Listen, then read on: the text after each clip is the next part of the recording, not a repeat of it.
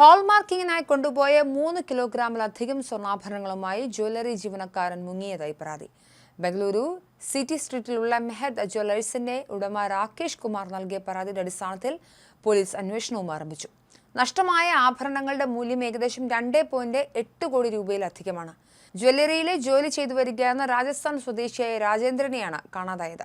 കഴിഞ്ഞ ഒരു വർഷമായി ജ്വല്ലറിയിൽ ഹോൾമാർക്കിംഗ് നടപടികളുമായി ബന്ധപ്പെട്ട് ഉത്തരവാദിത്തം ഏറ്റെടുത്ത് ജോലി ചെയ്തു വരികയായിരുന്നു ഇയാൾ.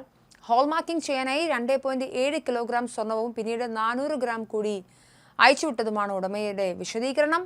ആഭരണങ്ങൾ കൈപ്പറ്റാൻ ലാബിലെത്തിയ രാജേന്ദ്ര 3.1 കിലോഗ്രാം തൂക്കം വരുന്ന ആഭരണങ്ങൾ സ്വീകരിച്ച ശേഷം ജ്വല്ലറിയിൽ തിരിച്ചെത്തിയില്ല. തുടർന്ന് നടത്തിയ ഫോൺ കോളുകൾക്കും പ്രതികരണം ലഭിച്ചില്ല. പരാതി ലഭിച്ചതിനെ തുടർന്ന് മോഷണക്കുറ്റം ചുമത്തി പോലീസ് കേസ് രജിസ്റ്റർ ചെയ്തു. മുങ്ങിയ ജീവനക്കാരന്റെ തെരച്ചിൽ തുടരുകയാണെന്നും അധികൃതർ അറിയിച്ചു. CCTV ദൃശ്യങ്ങൾ ഉൾപ്പെടെ പരിശോധിച്ച് കൂടുതൽ തെളിവുകൾ സമാഹരിക്കുന്നതിനുള്ള നടപടികൾ പുരോഗമിക്കുകയാണ്.